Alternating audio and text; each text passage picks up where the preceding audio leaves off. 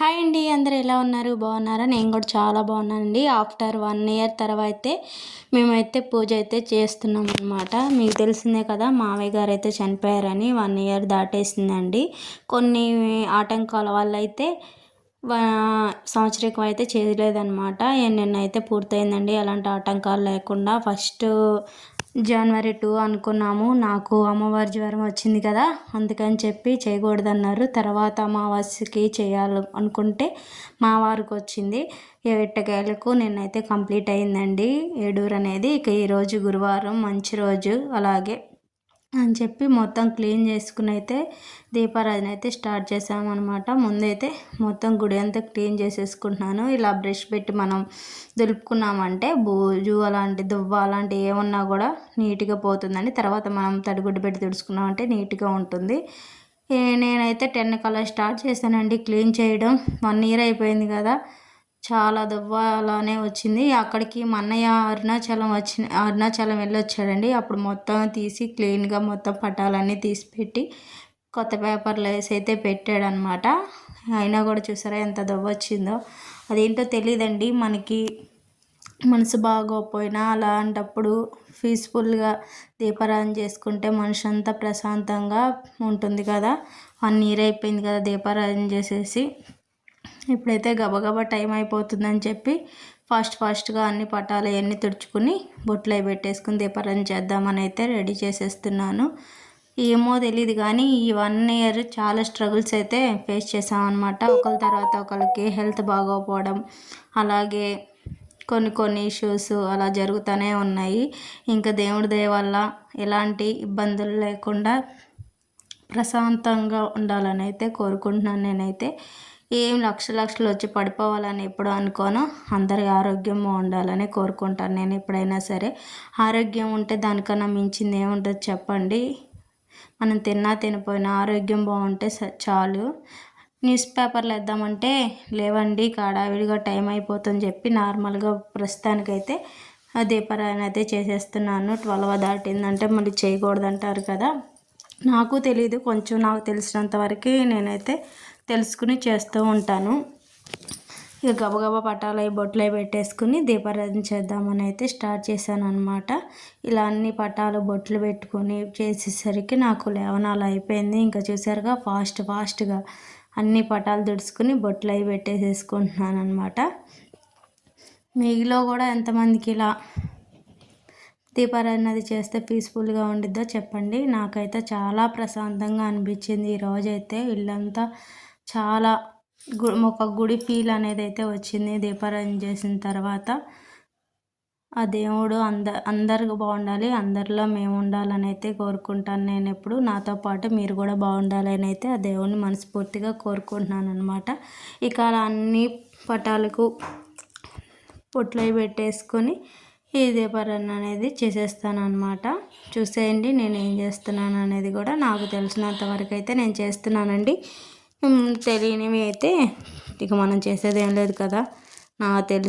నేను తెలుసుకున్నంత వరకు నేనైతే దీపారాధన అనేది చేస్తున్నాను అనమాట. ఆఫ్టర్ 1 ఇయర్ తర్వాత ఇలా పూజ అయితే స్టార్ట్ చేశాను. ఇంకా ఏ ఆటంకాలు లేకుండా రోజు దీపారాధన చేసుకోవాలని దేవుని మనస్ఫూర్తిగా కోరుకుంటున్నాను. ఇది వచ్చేసి సమ్మక్క సారక్క పుట్ట అండి. మా అన్నయ్య మేడారం జాతరకి వెళ్ళినప్పుడైతే తీసుకొచ్చాడు అనమాట. ఇక అప్పటి నుంచి దేవుడి గుట్లో పెట్టుకొని నేనైతే పూజ అయితే చేసుకుంటున్నాను అనమాట. ఒక 1 ఇయర్ సమ్మక్క సారక్క జాతర అప్పుడు ఇంట్లోనైతే బంగారం అది పెట్టుకొని చేసుకున్నానండి పూజ అనేది. తర్వాత ఇక మామయ్య గారు చనిపోయాక ఇంకా చేసుకోలేదు. ఇలా అన్నిటికీ మా చెట్టుయేనండి పువ్వులు తీసుకొచ్చుకొని అన్ని పటాలకి పెట్టుకొని ఇలా అన్ని దీపారాధన అనేది స్టార్ట్ చేసేసాను. కానీ అదేందో తెలియదు కానీ అలా నీట్గా క్లీన్ చేసుకుని పటాలు బొట్లు పెట్టుకొని పూలు పెట్టుకుంటే ఆ కళ ఎంత బాగుండిద్దో కదా. పూలు పెట్టేసరికి చూసారా ఎంత కళ వచ్చేసిందో స్వామివారికి. చాలా అంటే చాలా సంతోషం అనిపించింది. ఇలా అయితే నా దీపారాధన అయితే స్టార్ట్ చేస్తున్నాను అనమాట. ఇంకా ఒత్తులు వేసేసుకొని నువ్వుల నూనె అది కూడా వేసేసుకొని దీపారాధన చేయడానికి ముందైతే మీకు తెలుసా, నాకైతే ఫస్ట్లో తెలిసేది కాదండి, తర్వాత కొంచెం కొంచెం తెలుసుకున్నాను. మనం డైరెక్ట్గా అగ్గిపెట్టితో అయితే వెలిగించకూడదంట ఒత్తులు అనేది. కడ్డీ వెలిగించుకొని ఆ తర్వాత మనం దీపారాధన అనేది వెలిగించుకోవాలి. ఇదిగోండి ఆయిల్ అయితే వేసేసుకుని దీపారాధన చేయడానికి స్టార్ట్ చేస్తున్నాను.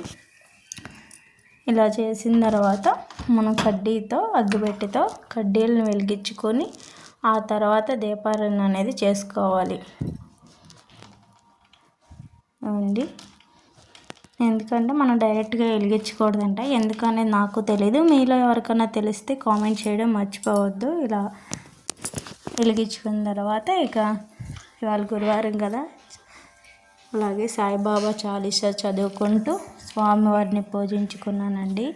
చాలా మనసుకి చాలా ప్రశాంతంగా అనిపించింది. ఇంకా దండం పెట్టేసుకొని చాలీసా అయితే స్టార్ట్ చేశాను. చూడండి. జగతికి మూలం నేను ప్రభు దత్త దిగంబరావతారం నీలో సృష్టి వ్యవహారం త్రిమూర్తి రూప ఓ సాయి కరుణించి కాపాడోయి దర్శనమయ్యగరావయ్యా మూర్తికి మార్గం చూపుమయ కపిని వస్త్రము ధరించి భుజముకు జోలి తగిలించి నింబర వృక్షపు ఛాయలలో పకీరు వేషణ ధారణలో కలియుగమందును వెలసితివి త్యాగం సహనం నేర్పితివి షిరిడి గ్రామం నివాసం భక్తుల మదిలో నీ రూపం చందు పటేలు కలుసుకొని అతని బాధ తెలుసుకొని గుర్రము జాడ తెలిపితివి పటేలు బాధను తీర్చితివి వెలిగించావు జ్యోతులను నువ్వు ఉపయోగించే జాలమును అచ్చరువందును ఆ గ్రామం చూసి వింతై దృశ్యం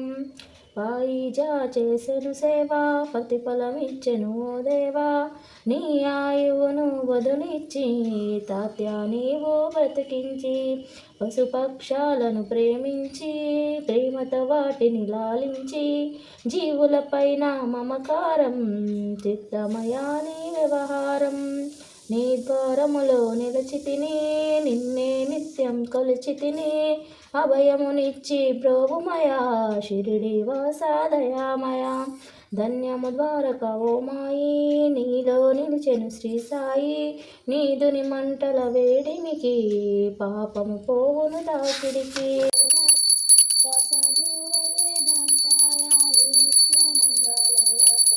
నిత్యమంగళం.